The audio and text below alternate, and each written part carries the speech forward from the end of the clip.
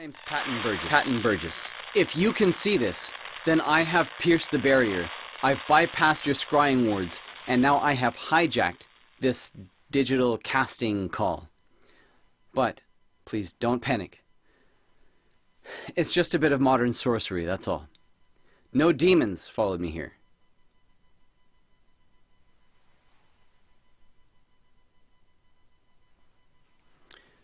This time. Excuse me, let me tell you a little bit about myself. I have faced down the darkest creatures in this world, and a few in others. I have battled demons, cavorted with dryads, and I once took down a certain golden dragon when he got too cantankerous. He has mellowed out since. He's a good lad, Raxtus. But me, I don't mellow. I don't rattle easy. And I certainly don't back down from a good fight. Or a good story. And if you want this one told right, you'd better go with someone who lived it. Someone with wild instinct. The kind of man who jumps into danger with a grin. And I think you'd better take a good look, because you're looking at him right now. You want the real deal. My name's Patton Burgess. Relic hunter, demon slayer, and occasional romantic. I have walked through fire. I have bargained with dragons. I wooed a naiad, and she is certainly something special. And I have outwitted satyrs in their own glades. Another time. If you want grit, truth, a glint in the eye, and a little bit of brute force, you've already found your man. But I'm told that you have processes, so I will use your curious technology. And I will read some of my own lines from these chronicles published by this Brandon Mull, who apparently knows so much about me. Brace yourselves. I tend to make an impression. I am asking you to pardon the boy. He may have been mistaken about your motives, perceiving indifference as cowardice, but his intentions were laudable. I fail to see what shedding his blood will resolve. We helped with the charade as requested in tribute to his courageous intentions. In so doing, we fulfilled our portion of the compact. The injuries to Broadhoof must not go unavenged. Injuries? Is your self-worth so fragile? Was the humiliation public? I was present, as was the sister. We have a binding arrangement. Then, I suppose, I will require an arrangement with you. From where I stand, Broadhoof, your willingness to engage a child in a duel, whatever the provocation, is a sure mark of cowardice. So now, a grown man is calling you a coward in front of your friend, a boy, a girl, and a satyr. Furthermore, I perceive your indifference as a greater fault than your cowardice, and condemn your entire race as a tragic waste of potential. Recant your words! My quarrel is not with you. Wrong. Your quarrel is with me. Not tomorrow or the day after, but now. I personally assume whatever blame you assign to this boy. I support and restate every insult he uttered, and I offer you the following terms. We duel. Now. If you kill me, the matter of the boy is settled. If I best you, the matter of the boy is settled. Either way, all debts end up paid, and you get the opportunity to resolve this with a man instead of through a senseless mockery. A mockery? Not now. Very well. Without forgetting the good you have done for my kind, I acknowledge your challenge, Patton Burgess. Slaying you will bring me no joy, but I will consider all debts to my honor paid. I requested this duel. Choose your weapon. No weapons. Boundaries? Within the hedge, excluding the woodwork and the pond.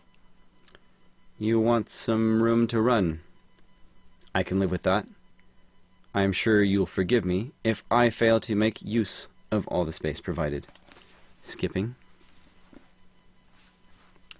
Can you take him?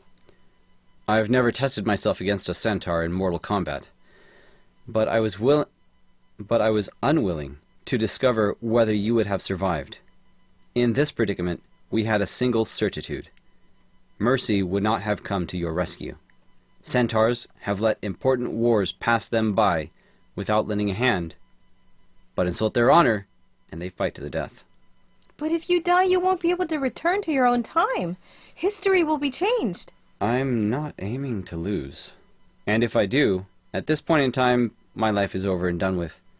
I don't feature how what happens now can change what already happened. Because if you don't return, what already happened will never happen. Maybe. Too late to back out now. Guess I better focus on winning. When jumping is the sole option? You jump. Is that supposed to be figure? I don't know. Maybe it's a misprint. And I said, what did I say here? I said, happened. Yeah. Well, never happened. Okay, so then... So now Patton is winning. Wait, where are we? We're reading below? Yeah. I have the upper hand here. Yield, or I'll break your bones one by one. Never! Okay. Relinquish the hold moment. This contest is over, Broadhoof. I don't want to leave you permanently maimed or to deprive you of your senses. Yield. Never! Which is worse, to yield or to lie before an audience while a human humiliates you with his bare hands? Slay me! Centaurs are nearly immortal. My intent is not to prove why we say nearly. I vowed to best you, not to dispatch you. If I must, I'll simply leave you incapacitated for whatever time remains you, an irrefutable monument to human superiority. Not long before you died, you told me we would be together again someday. Young and healthy. At the time, I assumed you meant heaven. I probably meant this, but heaven will be nice too. I can't tell you how thrilling it feels to be young again. You look really boyish yourself. You're what, 36? It's not far off. Wait a minute. Early in our marriage, you came forward to visit me and you never told me. Evidently not. You and your secrets. What were you doing before you came here? Last thing I did was press a button on the chronometer. I was hiding it in the manor. Before I locked it up, I pushed a button that would send me forward in time to the next instance when that button was pressed. You didn't tell me about the artifact until you were in your 60s. I rarely knew what you were up to. We just had a fight about the drapes in our bedroom, remember? It started about the drapes and ended up being about how I wasn't living up to my promises. I remember that spat. In fact, that may have been the last time you raised your voice at me. It was a hard period for both of us. Take heart. Not long after we hit our stride. We had a beautiful marriage, Patton. You made me feel like a queen, and reciprocating was effortless. Resist telling me too much. I would rather watch it unfold. All right, Mole. Let's see if you got my good side. I will now employ some spells to project a more modern persona of myself. to take over and handle the minutiae of the arrangements. Dawn, take it away. Seth tried to flip off the boulder into the pool, but landed on his back. He never could quite make it all the way around. He surfaced and stroked to the side to try again. Nice back flop. That's one for the blooper reel. I'd like to see you do a better one. Where have you been? I found a secret. What? I can't explain, but I can show you. Good as the lake? Not quite. Hurry up. Putting a towel over his shoulders, Seth stepped into his sandals. Behind the plants lay a large pie tin full of milk where a crowd of hummingbirds were feeding. They drink milk? Yeah, but that isn't the point. Taste it. Why? You'll see. Taste it. Have you tried it? Yes. What's the big deal? I told you. Try it and you'll see. Kendra watched curiously as he kneeled by the tin. The hummingbirds dispersed. Seth dipped a finger into the milk and put it on his tongue. Pretty good. Sweet. Sweet? Yeah. Sweet and creamy. A little warm, though. What the heck are those? What?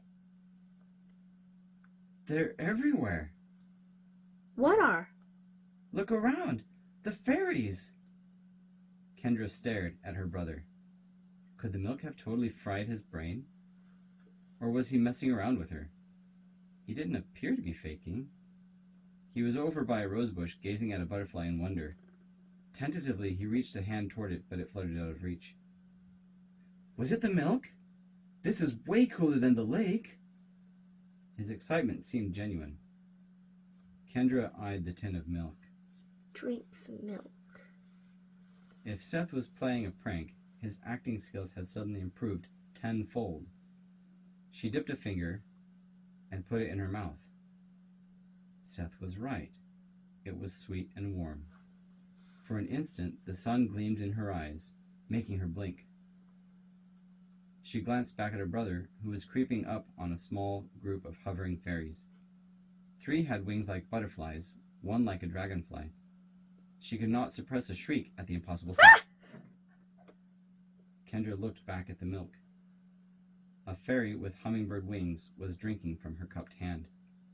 Other than the wings, the fairy looked like a slender woman not quite 2 inches tall. She wore a glittering turquoise slip and had long, dark hair. When Kendra leaned closer, the fairy zipped away. There was no way she was really seeing this, right? There had to be an explanation. But the fairies were everywhere, near and far, shimmering in vivid colors. How could she deny what was before her eyes? As Kendra continued to survey the garden, startled disbelief melted into wonder. Fairies of all conceivable varieties flitted about, exploring blossoms, gliding on the breeze, and acrobatically avoiding her brother. Roaming the pathways of the garden in a daze, Kendra saw that the fairy women appeared to represent all nationalities. Some looked Asian, some Indian, some African, some European.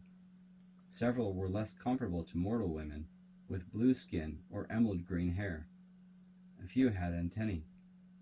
Their wings came in all varieties, mostly patterned after butterflies, but much more elegantly shaped and radiantly colored. All the fairies gleamed brilliantly, outshining the flowers of the garden like the sun outshines the moon. Rounding a corner on a pathway, Kendra stopped short. There stood Grandpa Sorensen, wearing a flannel shirt and work boots, arms folded across his chest. We need to talk. Break. Yay! Kendra fell to her knees beside the spring, directly in front of the small figurine. The night was very still. Looking to the sky, Kendra noticed that the eastern horizon was turning purple. Night was coming to an end.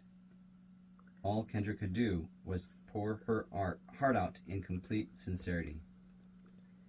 Hello, Fairy Queen. Thank you for letting me visit you without changing me into dandelion seeds. If you could help me, I really need it. A witch named Muriel is about to set free a demon named Bahamut, and the witch has my grandpa and grandma Sorensen prisoner, along with my brother Seth and my friend Lena. If that demon gets out, it will wreck this whole preserve, and there is no way I could stop it from happening without your help. Please, I really love my family, and if I don't do something, that demon is going to... He's going to... The reality of what she was saying hit her like a great weight and spilled out as tears. For the first time, the fact that Seth was going to die fully entered her mind. She thought of moments with him, both endearing and annoying, and realized that there would be no more of either. She shook with sobs. Hot tears streamed down her cheeks. She let them come.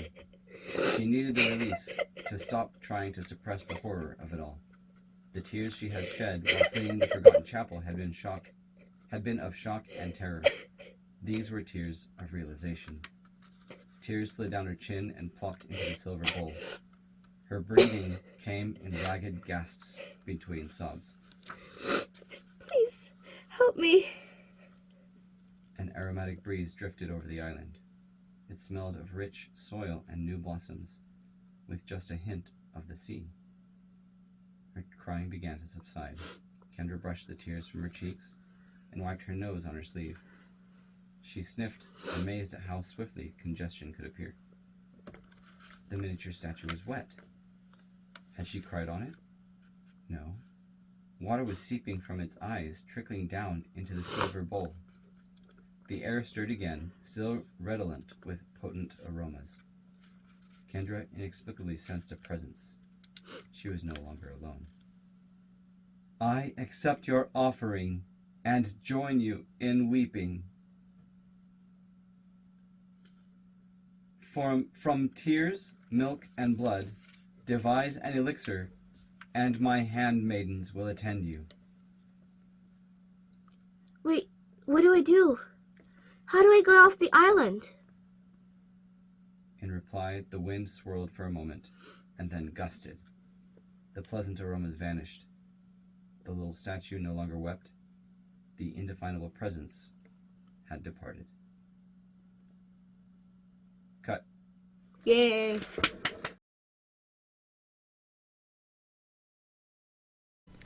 Thank you so much for watching. I'm Don Bishop, reading for Patton Burgess. You also saw my daughter, Rose Bishop, reading for Kendra Sorensen. Now for some real-life information about us. I served a mission in Phoenix, Arizona, Spanish-speaking, and I graduated from BYU Provo with a BM in music education. I taught school briefly in Southwest Kansas before I called a recruiter and joined the Marine Corps, and I served for several years as a United States Marine musician. After that, I went to OCS, I commissioned as a lieutenant, and I am now a cyberspace warfare officer, although since then I have transitioned off of active duty and into the reserves.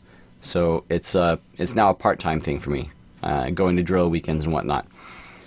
I have turned my full-time attention to trying to build a full-time career as an indie author writing epic fantasy. Fablehaven was definitely part of my journey in getting to where I am. My wife introduced it to me back in like 2009, I think, maybe 2008.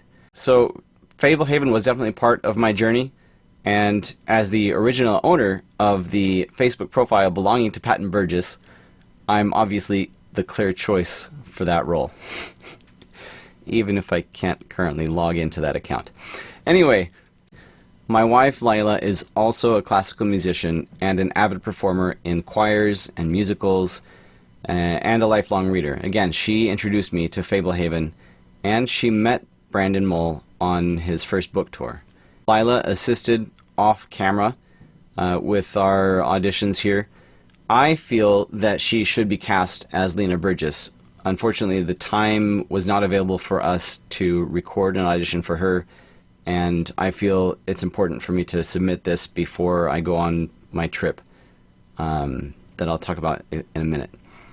But yeah, she has youthful, ageless features that really would lend her look really well to a quasi-immortal like Lena. Now, Rose loves acting. She's in the acting club at her middle school. She loves reading. She loves Fablehaven. She loves Lord of the Rings. She loves Percy Jackson. What's that other one? Sorcerer's Apprentice. No, not Sorcerer's. Ranger's Apprentice. Yeah, and I think she'd be a really good fit for the role of Kendra. She identifies with her. Rose doesn't have a 10-year-old younger brother like Kendra does, but she has 2 younger siblings, and she sees some of her younger brother in Seth, so she gets it. And also, she's a perfect age match. She is currently 13, and her birthday is even in October, like Kendra.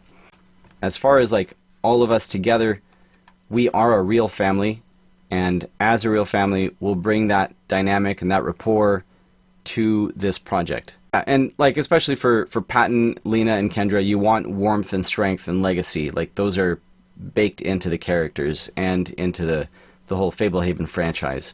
So I really feel like we would be a good match here. Now, the boring details, we are located in Virginia, but we're happy to travel as needed. We're also glad to submit further readings if you'd like. And one quick note, I will be traveling in May. I mentioned that earlier. So I'm traveling for the Marine Corps, and I don't know how much access I'll have to the internet during the first half of May. So if you like this, you want to reach back out to me, yes, absolutely do so. Just understand I may be slow, or maybe I won't. Maybe I'll have a great internet connection and access to it, and I'll get back to you right away. But be patient if I am slow. And I'd like to thank you again so much for your time, for your consideration. We love the story of Fablehaven, and we know that we would be a perfect fit. I certainly don't back down from a good fight. Or a good story. And if you want this one done right, you better call me. You should do that. And then cut. I've walked through fire. Yes, that was the thing. Yeah. Oh. I've bargained with dragons. I've slayed demons. I just called myself a demon slayer, so that's kind of obvious. Okay, from the top. Okay, just like this. If you're seeing this. If you're seeing this, it means I breached the barrier.